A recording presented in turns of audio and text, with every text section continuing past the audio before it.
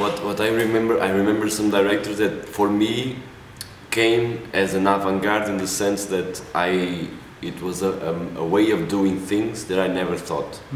Right now I'm thinking of Parajanov, for example, Cheveux de Feu, the Horses of Fire. I don't know the translation if it's this one, but for me it struck me the way he filmed, where he put the camera. For me that was quite avant-garde. It's still quite avant-garde now.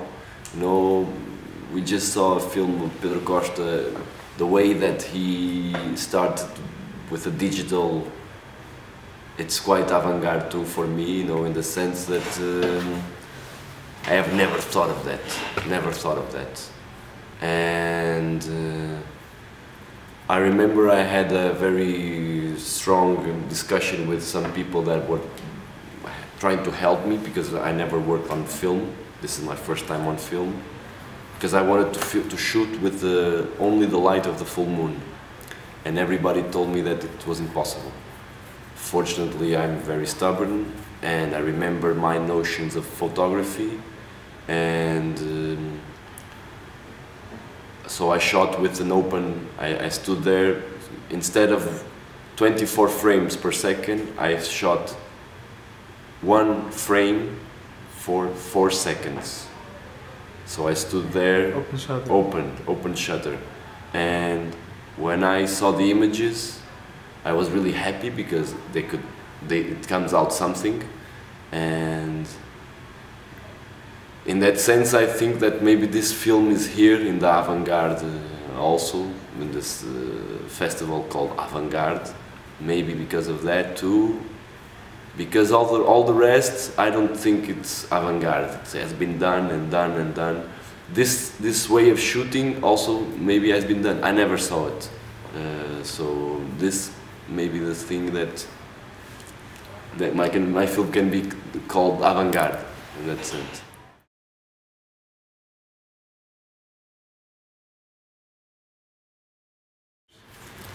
I think a lot, you know. One of the good things that we have that works well in Portugal, it's our Cinematheque in one sense. You can always see a classical movie there, in the sense that every day there's a big movie, for sure. So at a very low price, you know, for students, you know, €2 for students, €3 for common. So it keeps alive the films that somehow are already forgotten in other spaces for seeing cinema.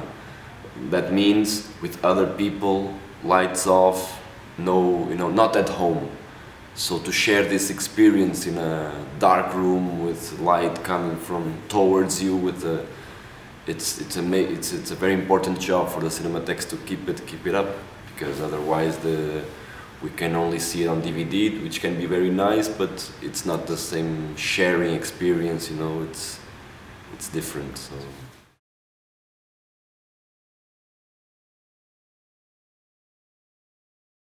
No, it was not in that sense. It was a challenge for me to work on film. It always been a desire, and this time I got the money for it, and I felt that for me that was a challenge, you know. Digital I'm okay with, you know, I control it in one sense. It doesn't scare me, and film scared me a lot. You know, to shoot on film scared me a lot, and that was the challenge: how to be fair with the medium, because film is such a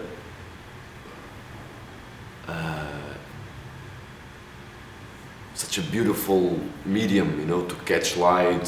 So how can I be fair enough to the medium itself? You know, trying to work the light also all the time, natural light, but waiting for the right light to come, waiting for I only shot on autumn and winter because I like more this lower light.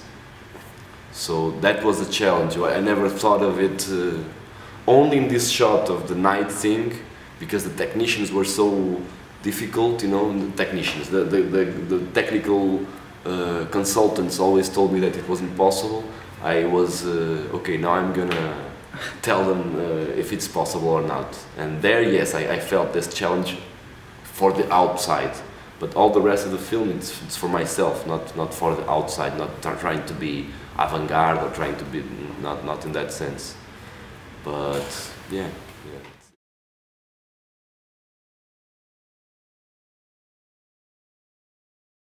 I would say that it's an adventure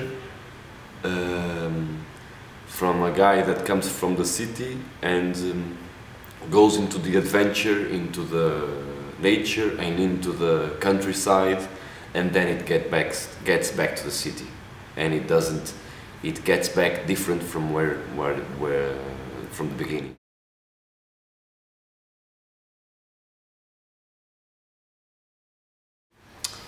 Unfortunately, I'm not here for much time. What I feel is that there are some other films that I have been with in other festivals that I liked a lot, that were quite avant-garde in that sense. For example, this Filipinian film,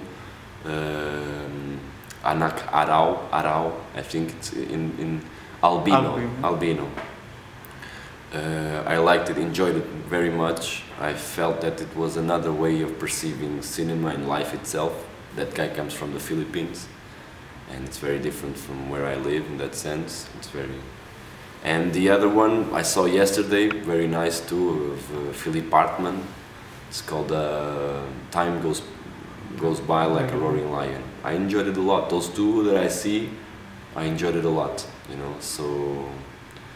But now, yeah, there's a retrospective of Pedro Costa, so it's very good to see.